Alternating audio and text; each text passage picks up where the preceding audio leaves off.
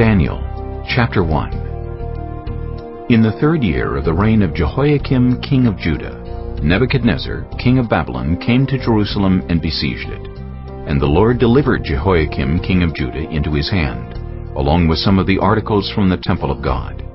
These he carried off to the temple of his God in Babylonia, and put in the treasure house of his God.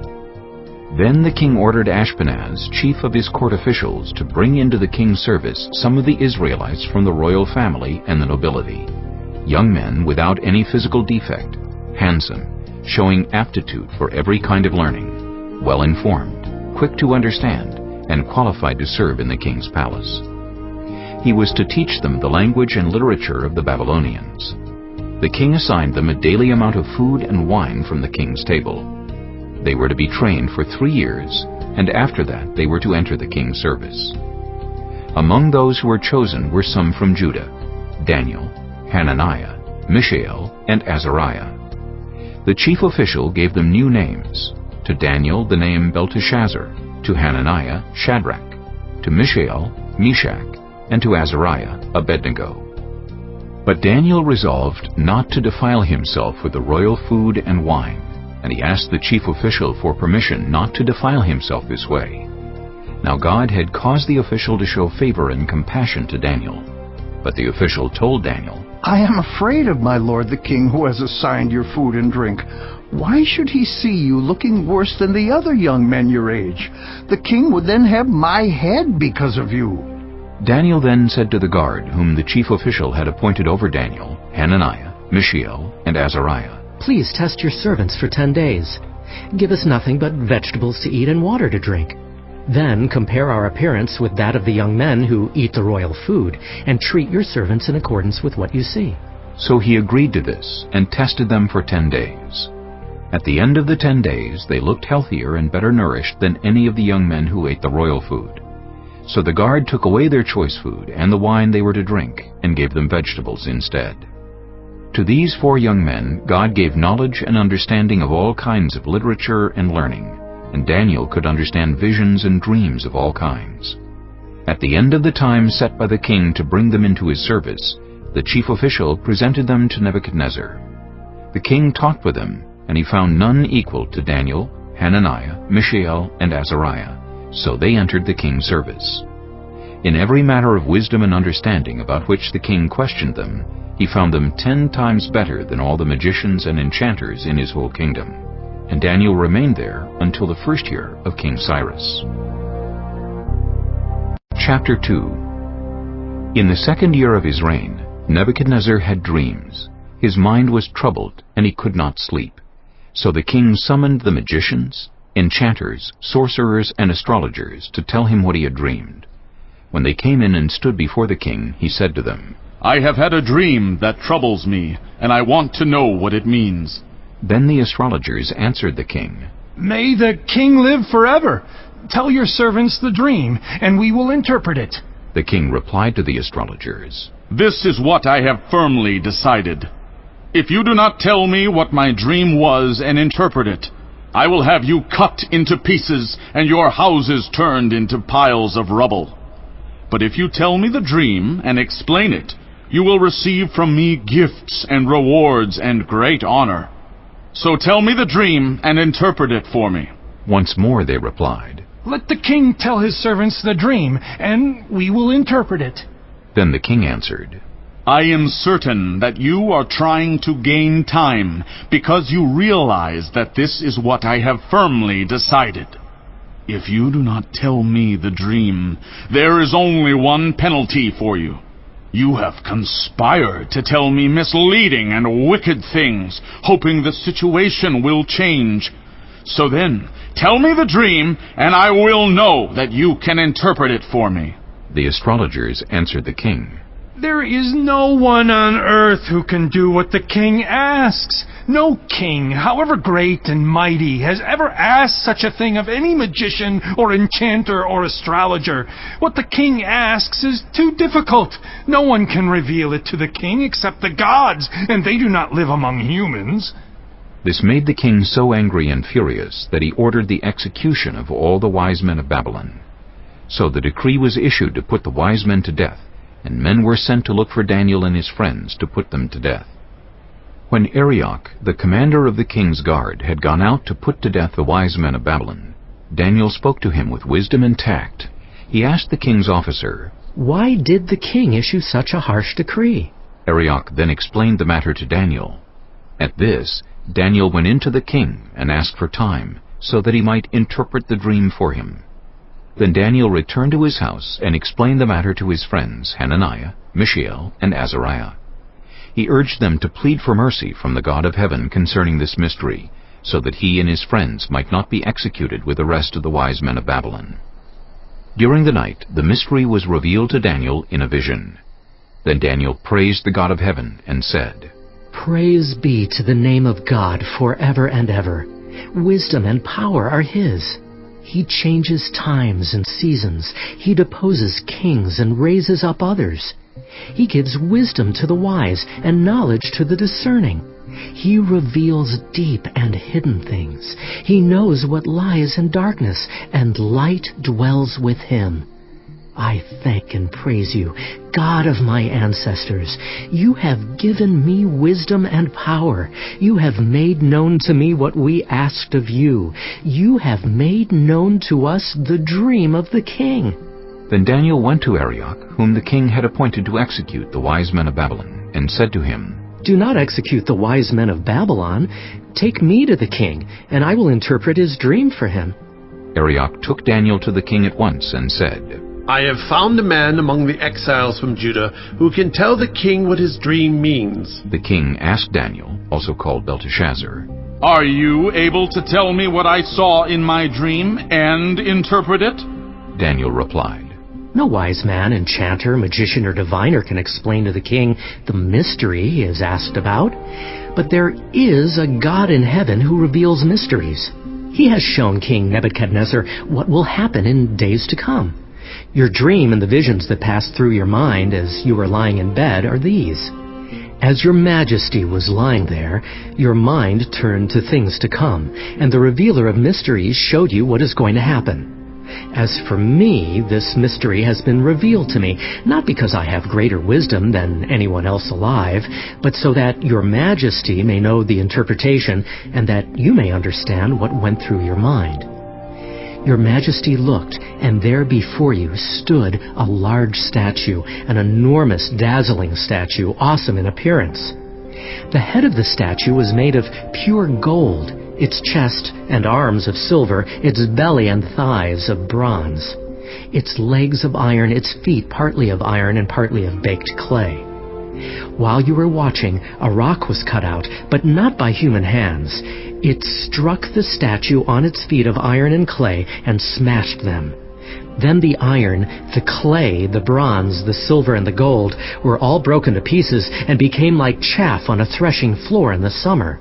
The wind swept them away without leaving a trace, but the rock that struck the statue became a huge mountain and filled the whole earth. This was the dream, and now we will interpret it to the king. Your Majesty, you are the King of Kings.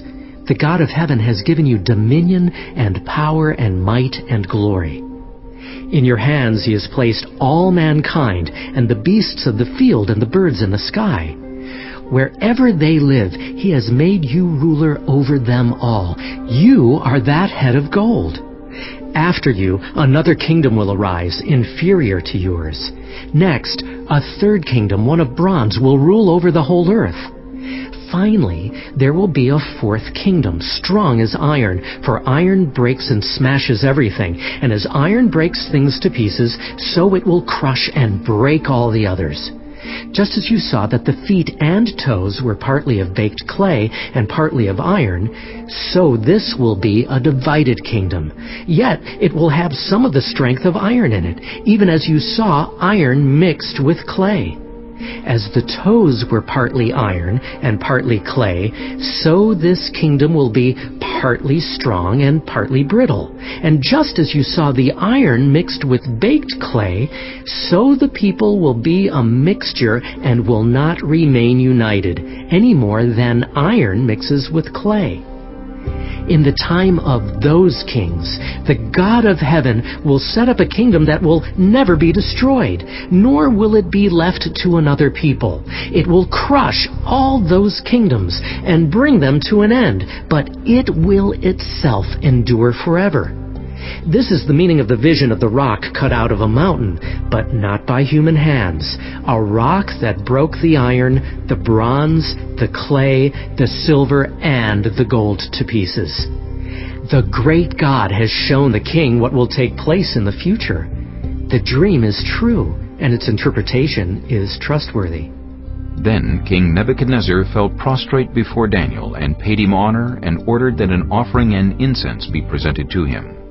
The king said to Daniel, Surely your God is the God of gods and the Lord of kings and a revealer of mysteries, for you were able to reveal this mystery. Then the king placed Daniel in a high position and lavished many gifts on him. He made him ruler over the entire province of Babylon and placed him in charge of all its wise men. Moreover, at Daniel's request, the king appointed Shadrach, Meshach, and Abednego administrators over the province of Babylon, while Daniel himself remained at the royal court. Chapter 3. King Nebuchadnezzar made an image of gold 60 cubits high and 6 cubits wide, and set it up on the plain of Dura in the province of Babylon. He then summoned the satraps, prefects, governors, advisors, treasurers, judges, magistrates, and all the other provincial officials to come to the dedication of the image he had set up. So the satraps, prefects, governors, advisors, treasurers, judges, magistrates, and all the other provincial officials assembled for the dedication of the image that King Nebuchadnezzar had set up, and they stood before it. Then the herald loudly proclaimed, Nations and peoples of every language, this is what you are commanded to do. As soon as you hear the sound of the horn, flute, zither, lyre, harp, pipe, and all kinds of music, you must fall down and worship the image of gold that King Nebuchadnezzar has set up. Whoever does not fall down and worship will immediately be thrown into a blazing furnace. Therefore, as soon as they heard the sound of the horn, flute, zither, lyre, harp, and all kinds of music, all the nations and peoples of every language fell down and worshipped the image of gold that King Nebuchadnezzar had set up.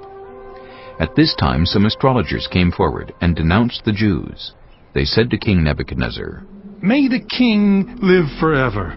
Your Majesty has issued a decree that everyone who hears the sound of the horn, flute, zither, lyre, harp, pipe, and all kinds of music must fall down and worship the image of gold, and that whoever does not fall down and worship will be thrown into a blazing furnace. But there are some Jews whom you have set over the affairs of the province of Babylon, Shadrach, Meshach, and Abednego, who pay no attention to you, your Majesty. They neither serve your gods nor worship the image of gold you have set up. Furious with rage, Nebuchadnezzar summoned Shadrach, Meshach, and Abednego. So these men were brought before the king, and Nebuchadnezzar said to them, Is it true, Shadrach, Meshach, and Abednego, that you do not serve my gods or worship the image of gold I have set up? Now, when you hear the sound of the horn, flute, zither, lyre, harp, pipe, and all kinds of music, if you are ready to fall down and worship the image I made, very good. But if you do not worship it, you will be thrown immediately into a blazing furnace. Then what God will be able to rescue you from my hand? Shadrach, Meshach, and Abednego replied to him, King Nebuchadnezzar, we do not need to defend ourselves before you in this matter. If we are thrown into the blazing furnace, the God we serve is able to deliver us from it, and he will deliver us from your Majesty's hand. But even if he does not, we want you to know, your Majesty, that we will not serve your gods or worship the image of gold you have set up. Then Nebuchadnezzar was furious with Shadrach, Meshach, and Abednego, and his attitude toward them changed. He ordered the furnace heated 7 times hotter than usual, and commanded some of the strongest soldiers in his army to tie up Shadrach, Meshach, and Abednego, and throw them into the blazing furnace. So these men, wearing their robes, trousers, turbans, and other clothes, were bound and thrown into the blazing furnace. The king's command was so urgent and the furnace so hot that the flames of the fire killed the soldiers who took up Shadrach, Meshach, and Abednego. And these 3 men, firmly tied, fell into the blazing furnace. Then King Nebuchadnezzar leaped to his feet in amazement and asked his advisors, "Weren't there 3 men that we tied up and threw into the fire?" They replied. Certainly, Your Majesty. He said, "Look, I see 4 men walking around in the fire, unbound and unharmed, and the 4th looks like a son of the gods." Nebuchadnezzar then approached the opening of the blazing furnace and shouted, "Shadrach, Meshach, and Abednego, servants of the Most High God, come out! Come here!" So Shadrach, Meshach, and Abednego came out of the fire, and the satraps, prefects, governors, and royal advisors crowded around them. They saw that the fire had not harmed their bodies, nor was a hair of their heads singed. Their robes were not scorched, and there was no smell of fire on them. Then Nebuchadnezzar said, "Praise be to the God of Shadrach, Meshach, and Abednego, who has sent his angel and rescued his servants. They trusted in him and defied the king's command, and were willing to give up their lives rather than serve or worship any god except their own God. Therefore I decree that the people of any nation or language who say anything against the God of Shadrach, Meshach, and Abednego be cut into pieces, and their houses be turned into piles of rubble, for no other God can save in this way." Then the king promoted Shadrach, Meshach, and Abednego in the province of Babylon. Chapter 4. King Nebuchadnezzar, to the nations and peoples of every language who live in all the earth, may you prosper greatly. It is my pleasure to tell you about the miraculous signs and wonders that the Most High God has performed for me. How great are his signs, how mighty his wonders! His kingdom is an eternal kingdom. His dominion endures from generation to generation. I, Nebuchadnezzar, was at home in my palace, contented and prosperous. I had a dream that made me afraid. As I was lying in bed, the images and visions that passed through my mind terrified me. So I commanded that all the wise men of Babylon be brought before me to interpret the dream for me. When the magicians, enchanters, astrologers, and diviners came, I told them the dream, but they could not interpret it for me.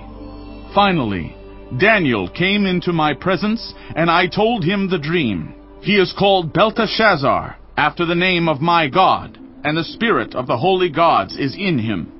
I said, "Belteshazzar, chief of the magicians, I know that the spirit of the holy gods is in you, and no mystery is too difficult for you. Here is my dream. Interpret it for me. These are the visions I saw while lying in bed. I looked, and there before me stood a tree in the middle of the land. Its height was enormous. The tree grew large and strong, and its top touched the sky. It was visible to the ends of the earth. Its leaves were beautiful, its fruit abundant, and on it was food for all. Under it the wild animals found shelter, and the birds lived in its branches. From it every creature was fed. In the visions I saw while lying in bed, I looked, and there before me was a holy one, a messenger, coming down from heaven. He called in a loud voice, "Cut down the tree and trim off its branches. Strip off its leaves and scatter its fruit. Let the animals flee from under it, and the birds from its branches. But let the stump and its roots, bound with iron and bronze, remain in the ground, in the grass of the field. Let him be drenched with the dew of heaven, and let him live with the animals among the plants of the earth. Let his mind be changed from that of a man, and let him be given the mind of an animal, till 7 times pass by for him. The decision is announced by messengers. The holy ones declare the verdict, so that the living may know that the Most High is sovereign over all kingdoms on earth, and gives them to anyone he wishes, and sets over them the lowliest of people. This is the dream that I, King Nebuchadnezzar, had. Now, Belteshazzar, tell me what it means, for none of the wise men in my kingdom can interpret it for me. But you can, because the spirit of the holy gods is in you. Then Daniel, also called Belteshazzar, was greatly perplexed for a time, and his thoughts terrified him. So the king said, Belteshazzar, do not let the dream or its meaning alarm you. Belteshazzar answered, My lord, if only the dream applied to your enemies and its meaning to your adversaries. The tree you saw, which grew large and strong, with its top touching the sky, visible to the whole earth, with beautiful leaves and abundant fruit, providing food for all, giving shelter to the wild animals, and having nesting places in its branches for the birds. Your Majesty, you are that tree. You have become great and strong. Your greatness has grown until it reaches the sky, and your dominion extends to distant parts of the earth. Your Majesty saw a holy one, a messenger, coming down from heaven and saying, Cut down the tree and destroy it, but leave the stump bound with iron and bronze in the grass of the field, while its roots remain in the ground. Let him be drenched with the dew of heaven. Let him live with the wild animals until 7 times pass by for him. This is the interpretation, Your Majesty, and this is the decree the Most High has issued against my lord the king. You will be driven away from people and will live with the wild animals. You will eat grass like the ox and be drenched with the dew of heaven. 7 times will pass by for you until you acknowledge that the Most High is sovereign over all kingdoms on earth and gives them to anyone he wishes. The command to leave the stump of the tree with its roots means that your kingdom will be restored to you when you acknowledge that heaven rules. Therefore, Your Majesty, be pleased to accept my advice. Renounce your sins by doing what is right, and your wickedness by being kind to the oppressed. It may be that then your prosperity will continue. All this happened to King Nebuchadnezzar. 12 months later, as the king was walking on the roof of the royal palace of Babylon, he said, Is not this the great Babylon I have built as the royal residence, by my mighty power and for the glory of my majesty? Even as the words were on his lips, a voice came from heaven. This is what is decreed for you, King Nebuchadnezzar. Your royal authority has been taken from you. You will be driven away from people, and will live with the wild animals. You will eat grass like the ox. 7 times will pass by for you until you acknowledge that the Most High is sovereign over all kingdoms on earth, and gives them to anyone he wishes. Immediately, what had been said about Nebuchadnezzar was fulfilled. He was driven away from people and ate grass like the ox. His body was drenched with the dew of heaven, until his hair grew like the feathers of an eagle, and his nails like the claws of a bird. At the end of that time, I, Nebuchadnezzar, raised my eyes toward heaven, and my sanity was restored. Then I praised the Most High. I honored and glorified him who lives forever. His dominion is an eternal dominion. His kingdom endures from generation to generation. All the peoples of the earth are regarded as nothing. He does as he pleases with the powers of heaven and the peoples of the earth. No one can hold back his hand or say to him, What have you done?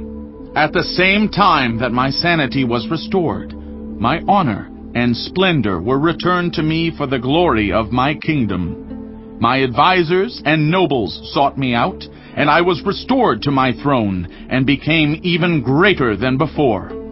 Now I, Nebuchadnezzar, praise and exalt and glorify the King of heaven, because everything he does is right, and all his ways are just.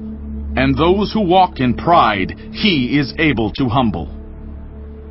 Chapter 5. King Belshazzar gave a great banquet for 1,000 of his nobles, and drank wine with them. While Belshazzar was drinking his wine, he gave orders to bring in the gold and silver goblets that Nebuchadnezzar his father had taken from the temple in Jerusalem, so that the king and his nobles, his wives and his concubines might drink from them. So they brought in the gold goblets that had been taken from the temple of God in Jerusalem. And the king and his nobles, his wives and his concubines drank from them. As they drank the wine, they praised the gods of gold and silver, of bronze, iron, wood, and stone. Suddenly the fingers of a human hand appeared and wrote on the plaster of the wall near the lampstand in the royal palace. The king watched the hand as it wrote. His face turned pale, and he was so frightened that his legs became weak and his knees were knocking. The king summoned the enchanters, astrologers, and diviners. Then he said to these wise men of Babylon, "Whoever reads this writing and tells me what it means will be clothed in purple and have a gold chain placed around his neck, and he will be made the third highest ruler in the kingdom." Then all the king's wise men came in, but they could not read the writing or tell the king what it meant. So King Belshazzar became even more terrified, and his face grew more pale. His nobles were baffled. The queen, hearing the voices of the king and his nobles, came into the banquet hall. "May the king live forever," she said. "Don't be alarmed. Don't look so pale. There is a man in your kingdom who has the spirit of the holy gods in him. In the time of your father, he was found to have insight and intelligence and wisdom like that of the gods. Your father, King Nebuchadnezzar, appointed him chief of the magicians, enchanters, astrologers, and diviners. He did this because Daniel, whom the king called Belteshazzar, was found to have a keen mind and knowledge and understanding, and also the ability to interpret dreams, explain riddles, and solve difficult problems. Call for Daniel, and he will tell you what the writing means." So Daniel was brought before the king, and the king said to him, "Are you Daniel, one of the exiles my father the king brought from Judah? I have heard that the spirit of the gods is in you, and that you have insight, intelligence, and outstanding wisdom. The wise men and enchanters were brought before me to read this writing and tell me what it means, but they could not explain it. Now I have heard that you are able to give interpretations and to solve difficult problems. If you can read this writing and tell me what it means, you will be clothed in purple and have a gold chain placed around your neck, and you will be made the third highest ruler in the kingdom." Then Daniel answered the king, "You may keep your gifts for yourself and give your rewards to someone else. Nevertheless, I will read the writing for the king and tell him what it means. Your Majesty, the Most High God gave your father Nebuchadnezzar sovereignty and greatness and glory and splendor. Because of the high position he gave him, all the nations and peoples of every language dreaded and feared him. Those the king wanted to put to death, he put to death. Those he wanted to spare, he spared. Those he wanted to promote, he promoted. And those he wanted to humble, he humbled. But when his heart became arrogant and hardened with pride, he was deposed from his royal throne and stripped of his glory. He was driven away from people and given the mind of an animal. He lived with the wild donkeys and ate grass like the ox. And his body was drenched with the dew of heaven until he acknowledged that the Most High God is sovereign over all kingdoms on earth and sets over them anyone he wishes. But you, Belshazzar, his son, have not humbled yourself, though you knew all this. Instead, you have set yourself up against the Lord of heaven. You had the goblets from his temple brought to you, and you and your nobles, your wives, and your concubines drank wine from them. You praised the gods of silver and gold, of bronze, iron, wood, and stone, which cannot see or hear or understand. But you did not honor the God who holds in his hand your life and all your ways. Therefore he sent the hand that wrote the inscription. This is the inscription that was written. Mene, Mene, Tekel, Parsin. Here is what these words mean. Mene, God has numbered the days of your reign and brought it to an end. Tekel, you have been weighed on the scales and found wanting. Perez, Your kingdom is divided and given to the Medes and Persians." Then, at Belshazzar's command, Daniel was clothed in purple, a gold chain was placed around his neck, and he was proclaimed the third highest ruler in the kingdom. That very night Belshazzar, king of the Babylonians, was slain, and Darius the Mede took over the kingdom at the age of 62. Chapter 6. It pleased Darius to appoint 120 satraps to rule throughout the kingdom, with 3 administrators over them, one of whom was Daniel. The satraps were made accountable to them, so that the king might not suffer loss. Now Daniel so distinguished himself among the administrators and the satraps by his exceptional qualities, that the king planned to set him over the whole kingdom. At this, the administrators and the satraps tried to find grounds for charges against Daniel in his conduct of government affairs, but they were unable to do so. They could find no corruption in him, because he was trustworthy, and neither corrupt nor negligent. Finally these men said, "We will never find any basis for charges against this man Daniel, unless it has something to do with the law of his God." So these administrators and satraps went as a group to the king and said, "May King Darius live forever.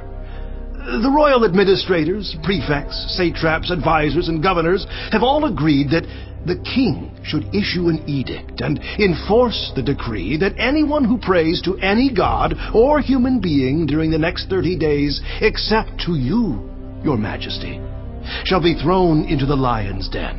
Now, your majesty, issue the decree and put it in writing so that it cannot be altered, in accordance with the law of the Medes and Persians, which cannot be repealed."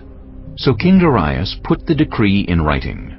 Now when Daniel learned that the decree had been published, he went home to his upstairs room where the windows opened toward Jerusalem.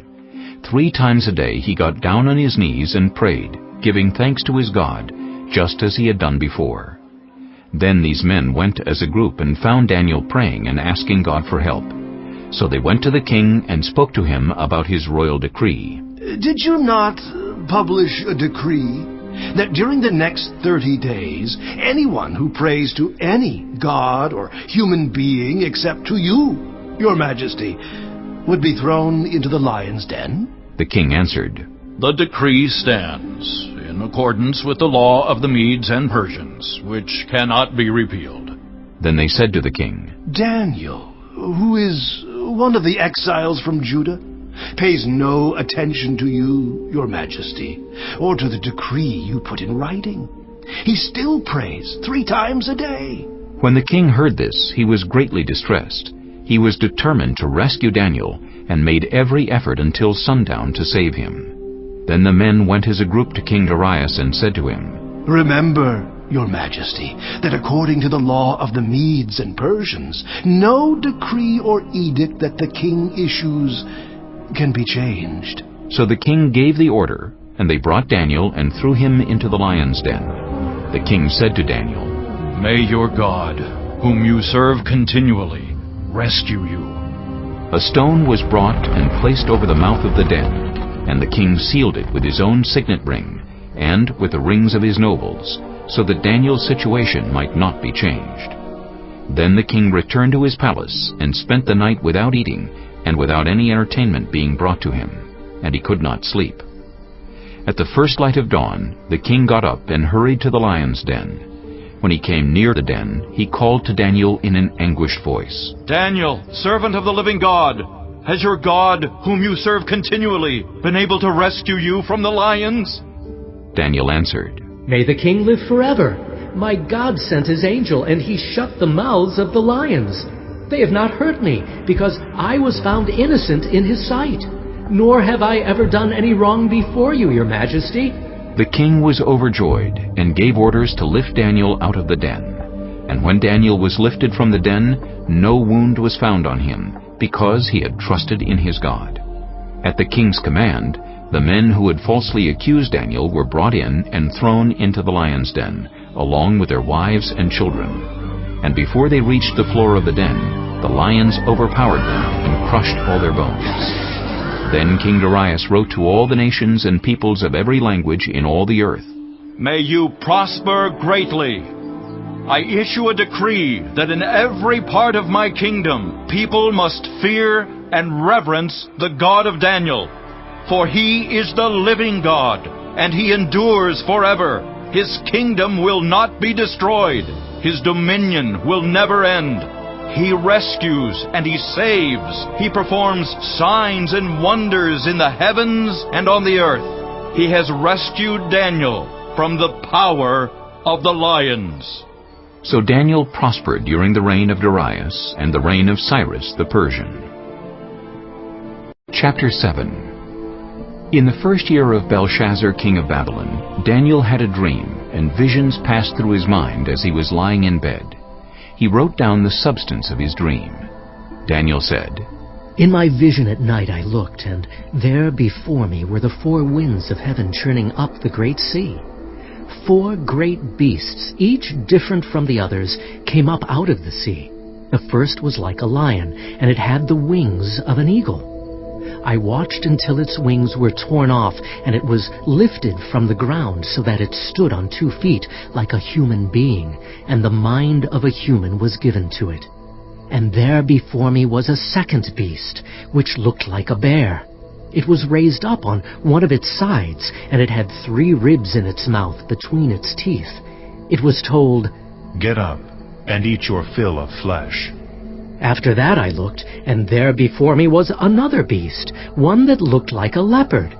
And on its back it had 4 wings, like those of a bird. This beast had 4 heads, and it was given authority to rule.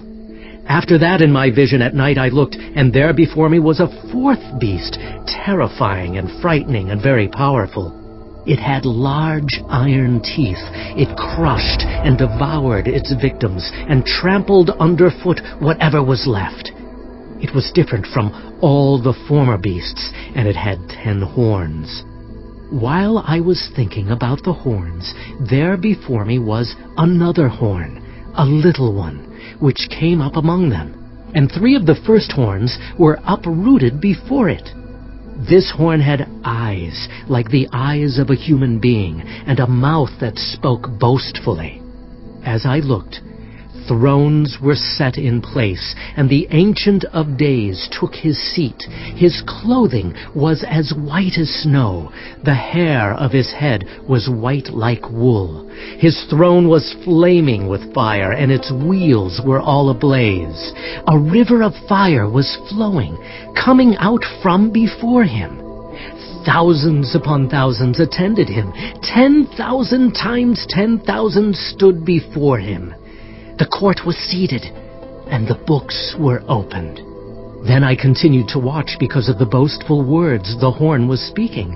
I kept looking until the beast was slain, and its body destroyed and thrown into the blazing fire. The other beasts had been stripped of their authority, but were allowed to live for a period of time.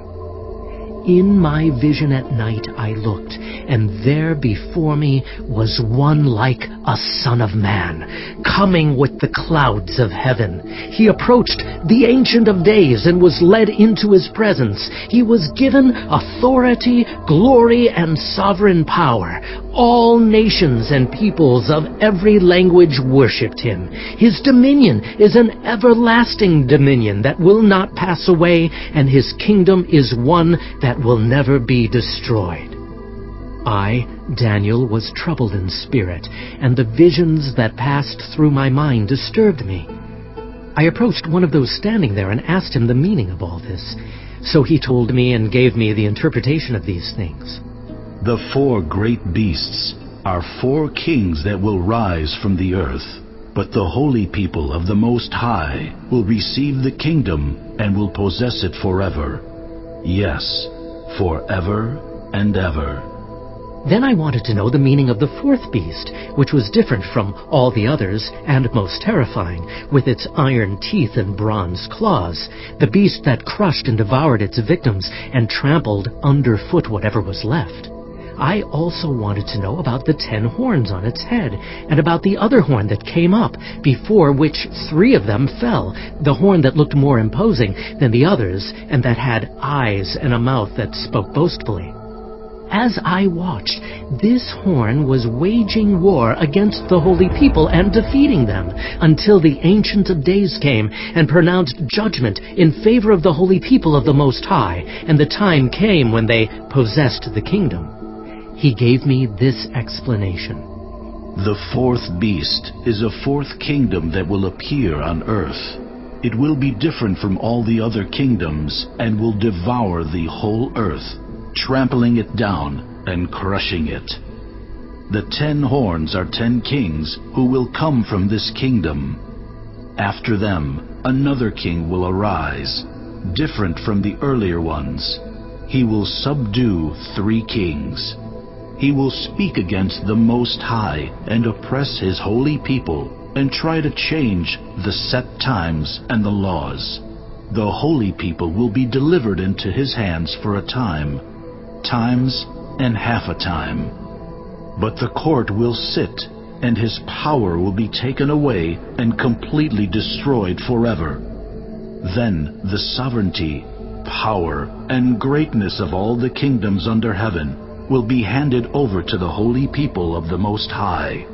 His kingdom will be an everlasting kingdom, and all rulers will worship and obey him. This is the end of the matter. I, Daniel, was deeply troubled by my thoughts, and my face turned pale, but I kept the matter to myself. Chapter 8. In the 3rd year of King Belshazzar's reign, I, Daniel, had a vision, after the one that had already appeared to me. In my vision, I saw myself in the citadel of Susa, in the province of Elam. In the vision, I was beside the Ulai Canal. I looked up, and there before me was a ram with 2 horns, standing beside the canal, and the horns were long. One of the horns was longer than the other, but grew up later. I watched the ram as it charged toward the west, and the north, and the south. No animal could stand against it, and none could rescue from its power. It did as it pleased, and became great. As I was thinking about this, suddenly a goat with a prominent horn between its eyes came from the west, crossing the whole earth without touching the ground.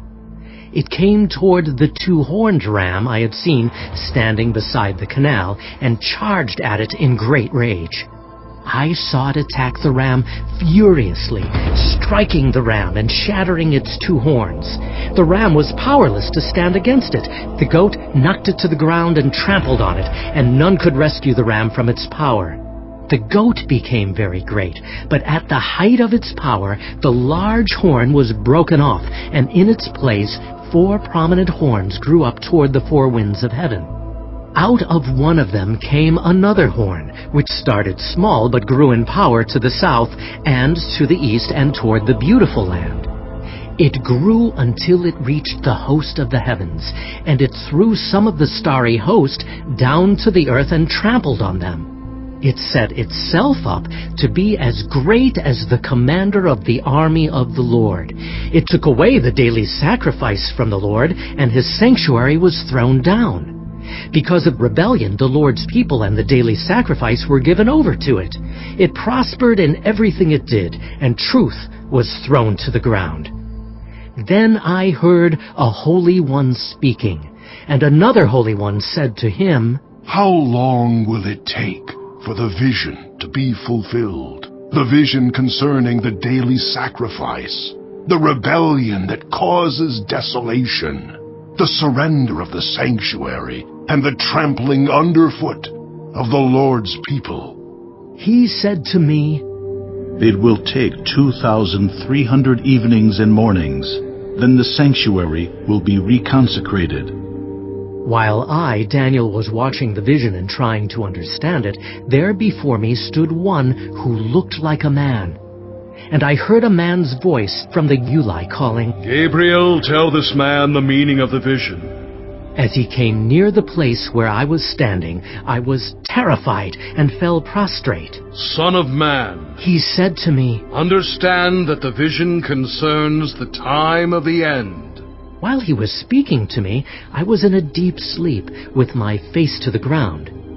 Then he touched me and raised me to my feet. He said, I am going to tell you what will happen later in the time of wrath, because the vision concerns the appointed time of the end. The two-horned ram that you saw represents the kings of Media and Persia. The shaggy goat is the king of Greece, and the large horn between its eyes is the first king. The 4 horns that replaced the one that was broken off represent 4 kingdoms that will emerge from his nation, but will not have the same power. In the latter part of their reign, when rebels have become completely wicked, a fierce-looking king, a master of intrigue, will arise. He will become very strong, but not by his own power. He will cause astounding devastation, and will succeed in whatever he does. He will destroy those who are mighty, the holy people. He will cause deceit to prosper, and he will consider himself superior. When they feel secure, he will destroy many and take his stand against the Prince of Princes. Yet he will be destroyed, but not by human power.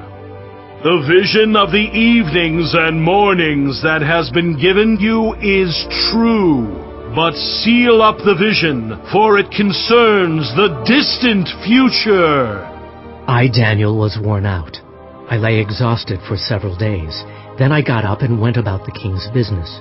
I was appalled by the vision. It was beyond understanding. Chapter 9. In the first year of Darius, son of Xerxes, a Mede by descent, who was made ruler over the Babylonian kingdom in the first year of his reign, I, Daniel, understood from the Scriptures, according to the word of the Lord given to Jeremiah the prophet, that the desolation of Jerusalem would last 70 years. So I turned to the Lord God and pleaded with him in prayer and petition, in fasting, and in sackcloth and ashes. I prayed to the Lord my God and confessed, Lord, the great and awesome God, who keeps his covenant of love with those who love him and keep his commandments, we have sinned and done wrong. We have been wicked and have rebelled. We have turned away from your commands and laws. We have not listened to your servants the prophets, who spoke in your name to our kings, our princes, and our ancestors, and to all the people of the land. Lord, you are righteous, but this day we are covered with shame. The people of Judah and the inhabitants of Jerusalem and all Israel, both near and far, in all the countries where you have scattered us because of our unfaithfulness to you. We and our kings, our princes, and our ancestors are covered with shame, Lord, because we have sinned against you. The Lord our God is merciful and forgiving, even though we have rebelled against him. We have not obeyed the Lord our God, or kept the laws he gave us through his servants, the prophets. All Israel has transgressed your law and turned away, refusing to obey you. Therefore, the curses and sworn judgments written in the law of Moses, the servant of God, have been poured out on us because we have sinned against you. You have fulfilled the words spoken against us and against our rulers by bringing on us great disaster. Under the whole heaven nothing has ever been done like what has been done to Jerusalem. Just as it is written in the law of Moses, all this disaster has come on us. Yet we have not sought the favor of the Lord our God by turning from our sins and giving attention to your truth. The Lord did not hesitate to bring the disaster on us, for the Lord our God is righteous in everything he does. Yet we have not obeyed him. Now, Lord our God, who brought your people out of Egypt with a mighty hand, and who made for yourself a name that endures to this day, we have sinned. We have done wrong. Lord, in keeping with all your righteous acts, turn away your anger and your wrath from Jerusalem, your city, your holy hill. Our sins and the iniquities of our ancestors have made Jerusalem and your people an object of scorn to all those around us. Now, our God, hear the prayers and petitions of your servant. For your sake, Lord, look with favor on your desolate sanctuary. Give ear, our God, and hear. Open your eyes and see the desolation of the city that bears your name. We do not make requests of you because we are righteous, but because of your great mercy. Lord, listen. Lord, forgive. Lord, hear and act. For your sake, my God, do not delay, because your city and your people bear your name. While I was speaking and praying, confessing my sin and the sin of my people Israel, and making my request to the Lord my God for his holy hill, while I was still in prayer, Gabriel, the man I had seen in the earlier vision, came to me in swift flight about the time of the evening sacrifice. He instructed me and said to me, Daniel, I have now come to give you insight and understanding. As soon as you began to pray, a word went out, which I have come to tell you, for you are highly esteemed. Therefore, consider the word and understand the vision. 70 sevens are decreed for your people and your holy city to finish transgression, to put an end to sin, to atone for wickedness, to bring in everlasting righteousness, to seal up vision and prophecy, and to anoint the most holy place. Know and understand this. From the time the word goes out to restore and rebuild Jerusalem until the Anointed One, the ruler, comes, there will be 7 sevens and 62 sevens. It will be rebuilt with streets and a trench, but in times of trouble. After the 62 sevens, the Anointed One will be put to death and will have nothing. The people of the ruler who will come will destroy the city and the sanctuary. The end will come like a flood. War will continue until the end, and desolations have been decreed. He will confirm a covenant with many for 1 7. In the middle of the 7, he will put an end to sacrifice and offering, and at the temple he will set up an abomination that causes desolation until the end that is decreed is poured out on him. Chapter 10. In the 3rd year of Cyrus king of Persia, a revelation was given to Daniel, who was called Belteshazzar. Its message was true, and it concerned a great war. The understanding of the message came to him in a vision. At that time I, Daniel, mourned for 3 weeks. I ate no choice food, no meat or wine touched my lips. And I used no lotions at all until the 3 weeks were over. On the 24th day of the 1st month, as I was standing on the bank of the great river, the Tigris, I looked up, and there before me was a man dressed in linen, with a belt of fine gold from Uphaz around his waist. His body was like topaz, his face like lightning, his eyes like flaming torches, his arms and legs like the gleam of burnished bronze, and his voice like the sound of a multitude. I, Daniel, was the only one who saw the vision. Those who were with me did not see it, but such terror overwhelmed them that they fled and hid themselves. So I was left alone, gazing at this great vision. I had no strength left, my face turned deathly pale, and I was helpless. Then I heard him speaking, and as I listened to him, I fell into a deep sleep, my face to the ground. A hand touched me, and set me trembling on my hands and knees. He said, Daniel, you who are highly esteemed, consider carefully the words I am about to speak to you, and stand up. For I have now been sent to you. And when he said this to me, I stood up trembling. Then he continued, Do not be afraid, Daniel. Since the first day that you set your mind to gain understanding and to humble yourself before your God, your words were heard, and I have come in response to them. But the prince of the Persian kingdom resisted me 21 days. Then Michael, one of the chief princes, came to help me, because I was detained there with the king of Persia. Now I have come to explain to you what will happen to your people in the future, for the vision concerns a time yet to come. While he was saying this to me, I bowed with my face toward the ground and was speechless. Then one who looked like a man touched my lips, and I opened my mouth and began to speak. I said to the one standing before me, I am overcome with anguish because of the vision, my lord, and I feel very weak. How can I, your servant, talk with you, my lord? My strength is gone, and I can hardly breathe. Again the one who looked like a man touched me and gave me strength. Do not be afraid, you who are highly esteemed, he said. Peace, be strong now. Be strong. When he spoke to me, I was strengthened and said, Speak, my lord, since you have given me strength. So he said, Do you know why I have come to you? Soon I will return to fight against the prince of Persia, and when I go, the prince of Greece will come. But first I will tell you what is written in the book of truth.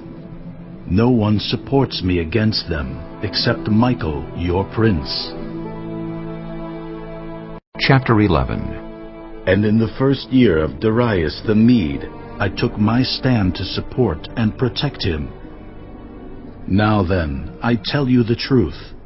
3 more kings will arise in Persia, and then a 4th, who will be far richer than all the others. When he has gained power by his wealth, he will stir up everyone against the kingdom of Greece. Then a mighty king will arise, who will rule with great power and do as he pleases. After he has arisen, his empire will be broken up and parceled out toward the 4 winds of heaven.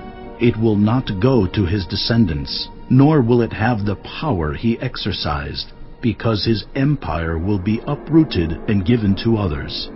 The king of the south will become strong, but one of his commanders will become even stronger than he, and will rule his own kingdom with great power. After some years, they will become allies. The daughter of the king of the south will go to the king of the north to make an alliance, but she will not retain her power, and he and his power will not last. In those days she will be betrayed, together with her royal escort and her father and the one who supported her. One from her family line will arise to take her place. He will attack the forces of the king of the north and enter his fortress. He will fight against them and be victorious. He will also seize their gods, their metal images, and their valuable articles of silver and gold, and carry them off to Egypt. For some years he will leave the king of the north alone. Then the king of the north will invade the realm of the king of the south, but will retreat to his own country. His sons will prepare for war and assemble a great army, which will sweep on like an irresistible flood and carry the battle as far as his fortress.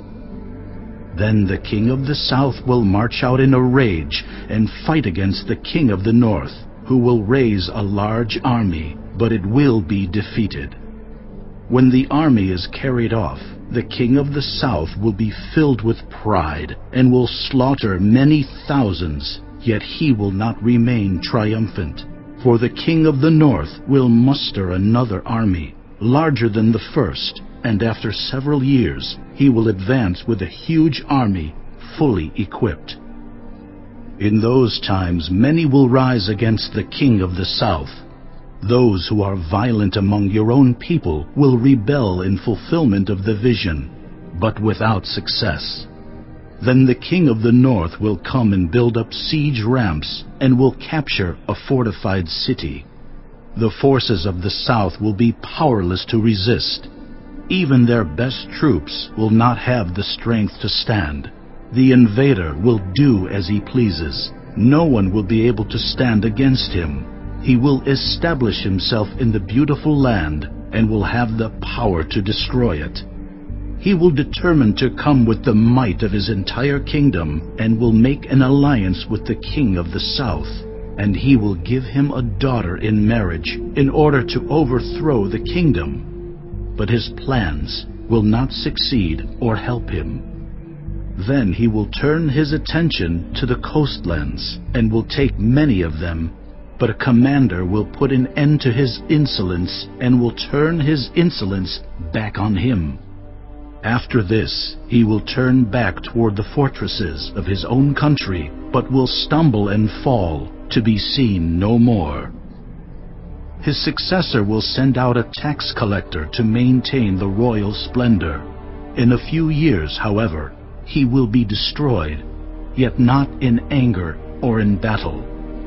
He will be succeeded by a contemptible person who has not been given the honor of royalty.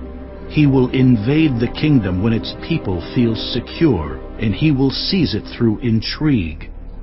Then an overwhelming army will be swept away before him. Both it and a prince of the covenant will be destroyed. After coming to an agreement with him, he will act deceitfully, and with only a few people he will rise to power. When the richest provinces feel secure, he will invade them and will achieve what neither his fathers nor his forefathers did. He will distribute plunder, loot, and wealth among his followers. He will plot the overthrow of fortresses, but only for a time. With a large army he will stir up his strength and courage against the king of the south. The king of the south will wage war with a large and very powerful army, but he will not be able to stand because of the plots devised against him. Those who eat from the king's provisions will try to destroy him. His army will be swept away, and many will fall in battle. The two kings, with their hearts bent on evil, will sit at the same table and lie to each other, but to no avail, because an end will still come at the appointed time. The king of the north will return to his own country with great wealth, but his heart will be set against the holy covenant. He will take action against it, and then return to his own country. At the appointed time, he will invade the south again, but this time the outcome will be different from what it was before. Ships of the western coastlands will oppose him, and he will lose heart. Then he will turn back and vent his fury against the holy covenant. He will return and show favor to those who forsake the holy covenant. His armed forces will rise up to desecrate the temple fortress and will abolish the daily sacrifice. Then they will set up the abomination that causes desolation. With flattery, he will corrupt those who have violated the covenant, but the people who know their God will firmly resist him. Those who are wise will instruct many, though for a time they will fall by the sword, or be burned, or captured, or plundered. When they fall, they will receive a little help, and many who are not sincere will join them. Some of the wise will stumble, so that they may be refined, purified, and made spotless until the time of the end, for it will still come at the appointed time. The king will do as he pleases. He will exalt and magnify himself above every god, and will say unheard of things against the God of gods. He will be successful until the time of wrath is completed, for what has been determined must take place. He will show no regard for the gods of his ancestors, or for the one desired by women, nor will he regard any god, but will exalt himself above them all. Instead of them, he will honor a god of fortresses, a god unknown to his ancestors. He will honor with gold and silver, with precious stones and costly gifts. He will attack the mightiest fortresses with the help of a foreign god, and will greatly honor those who acknowledge him. He will make them rulers over many people, and will distribute the land at a price. At the time of the end, the king of the south will engage him in battle, and the king of the north will storm out against him with chariots and cavalry and a great fleet of ships. He will invade many countries and sweep through them like a flood. He will also invade the beautiful land. Many countries will fall, but Edom, Moab, and the leaders of Ammon will be delivered from his hand. He will extend his power over many countries. Egypt will not escape. He will gain control of the treasures of gold and silver and all the riches of Egypt, with the Libyans and Cushites in submission. But reports from the east and the north will alarm him, and he will set out in a great rage to destroy and annihilate many. He will pitch his royal tents between the seas at the beautiful holy mountain, yet he will come to his end, and no one will help him. Chapter 12.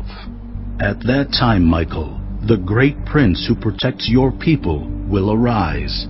There will be a time of distress, such as has not happened from the beginning of nations until then. But at that time, your people, everyone whose name is found written in the book, will be delivered. Multitudes who sleep in the dust of the earth will awake, some to everlasting life, others to shame and everlasting contempt. Those who are wise will shine like the brightness of the heavens, and those who lead many to righteousness like the stars forever and ever. But you, Daniel, roll up and seal the words of the scroll until the time of the end. Many will go here and there to increase knowledge. Then I, Daniel, looked, and there before me stood two others, one on this bank of the river and one on the opposite bank. One of them said to the man clothed in linen, who was above the waters of the river, How long will it be before these astonishing things are fulfilled? The man clothed in linen, who was above the waters of the river, lifted his right hand and his left hand toward heaven, and I heard him swear by him who lives forever, saying, It will be for a time, times and half a time, when the power of the holy people has been finally broken. All these things will be completed. I heard, but I did not understand. So I asked, My Lord, what will the outcome of all this be? He replied, Go your way, Daniel, because the words are rolled up and sealed until the time of the end. Many will be purified, made spotless and refined, but the wicked will continue to be wicked. None of the wicked will understand, but those who are wise will understand. From the time that the daily sacrifice is abolished, and the abomination that causes desolation is set up, there will be 1,290 days. Blessed is the one who waits for and reaches the end of the 1,335 days. As for you, go your way till the end. You will rest, and then at the end of the days, you will rise to receive your allotted inheritance.